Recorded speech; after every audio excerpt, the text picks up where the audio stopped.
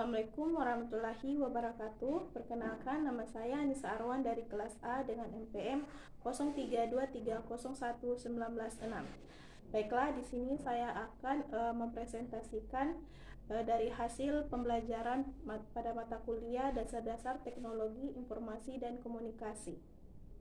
Nah, baiklah, pada materi yang pertama yaitu membahas tentang tahap-tahapan revolusi industri. Nah, revolusi industri merupakan suatu peristiwa yang dimana pada awal mulanya terjadi pada abad ke-18 di Inggris, yang dimana pada saat itu terjadi suatu perubahan secara besar-besaran. Revolusi industri juga ini sudah melewati beberapa tahap. Yang pertama, revolusi industri 1.0 atau era mesin uap. Yang kedua, revolusi industri 2.0 atau era produksi maksa. Revolusi industri 3.0 atau era teknologi informasi dan otomasi. Yang keempat, revolusi industri 4.0 atau era digitalisasi dan kecerdasan buatan. Nah, adapun tugas yang diberikan pada materi ini yaitu dengan mencari aplikasi yang dapat menghasilkan uang tambahan. Nah, di sini saya mendapatkan aplikasi untuk mendapatkan uang tambahan yaitu Google Opinion Rewards, yang dimana pada aplikasi ini dapat menghasilkan uang dengan cara memberikan review yang ada pada platform tersebut. Nah, untuk materi selanjutnya yaitu mengenai tentang website. Nah, website sendiri di sini digunakan untuk menyebarkan informasi secara luas kepada masyarakat, seperti misalnya website berita, website perusahaan, ataupun website organisasi. Nah, selain itu juga website digunakan untuk pemasaran produk ataupun jasa.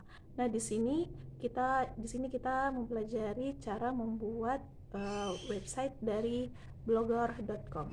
Itu mengenai tentang materi 14 rumus Excel. Yang pertama, rumus pertama itu ada sum, rumus kedua itu ada count, rumus ketiga itu ada average, rumus keempat itu ada if, rumus kelima itu ada sum if, rumus keenam itu ada count if, rumus ketujuh itu ada proper, rumus ke-8 itu ada upper, rumus ke-9 itu ada lower, rumus ke-10 ada left, right, and left, mind, and right, rumus 12 itu ada length, rumus ke-13 itu ada round, rumus yang terakhir itu ada lookup dan lookup. Untuk materi berikutnya yaitu membahas mengenai pembuatan grafik pada PPT, dan kita diberikan tugas untuk untuk membuat undangan digital. Untuk materi berikutnya yaitu membahas tentang mengenai trik dasar-dasar Microsoft Word. Yang pertama yaitu di sini saya sudah mengetahui dasar yang pertama yaitu cara cepat membuat garis dalam hitungan detik. Yang kedua yaitu cara cepat membuat struktur bagan. Yang ketiga itu cara merapikan teks dalam hitungan detik. Yang keempat yaitu cara mengetik dengan cepat. Itu saya sudah mengetahui juga cara membuat titik dua yang rapi dan lurus pada Microsoft Word. Yang berikutnya yaitu trik cara blog tanpa menggunakan kursor mouse. Itu saya sudah mengetahui cara mengisi titik-titik pada daftar isi. Yang kedelapan yaitu cara membuat daftar isi secara otomatis, dan yang terakhir itu merapikan daftar pustaka. Materi berikutnya yaitu mengenai tentang cara pembuatan soal ujian online di Google Form. Nah, dengan mempelajari ini kita sudah mengetahui bagaimana sih cara pembuatan soal ujian online, dan tentunya kita sebagai seorang calon guru juga harus mengetahui hal tersebut agar kedepannya kita tidak ketinggalan. Nah, materi berikutnya yaitu mengenai tentang pembuatan iklan di Google Ads. Nah, dengan pembuatan iklan di Google Ads ini dapat membantu kita memperoleh penghasilan dengan iklan otomatis ataupun platform otomatis yang telah kita buat. Yang terakhir itu mengenai tentang Google Classroom.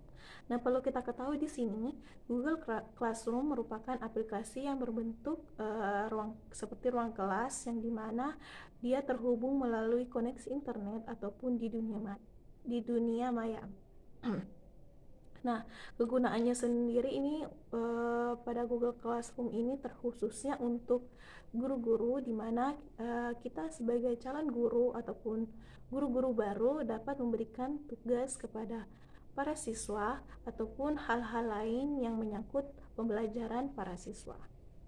Nah, itulah tadi materi-materi yang pernah kita pelajari pada mata kuliah dasar-dasar teknologi, informasi, dan komunikasi. Sekian dari saya. Assalamualaikum warahmatullahi wabarakatuh.